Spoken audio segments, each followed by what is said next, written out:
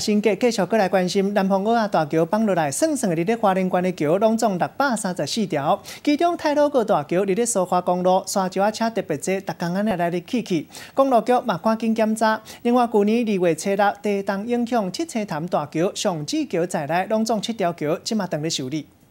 伫直直的大桥，桥身的外观是这个浅蓝带铺白，这通含这个蓝天白云来相斗搭。伫咧台九线182公里的这个太鲁阁大桥，全长是1208公尺，伊下过立武溪，是花莲县连接新城甲秀林的桥梁。因为这个太鲁阁大桥，伊就坐落伫苏花公路顶悬，正做驾驶来往这个宜兰花莲一座一定爱经过的大桥，特别是这个沙石车的这个流量足大的。伫咧初1的早起，南方澳下海大桥断去，规台湾拢感觉真惊吓，就惊讲这个危险的代志过来发生，公路局赶紧来做检测。目前是没有围桥的状况，因为我们都有做一些检测，要不要做红绿灯去管控？那可能对于某一些桥梁，我们监测出来真的有发生问题，或者是它有通行的危险的时候，才会去做这一个重点桥梁的一个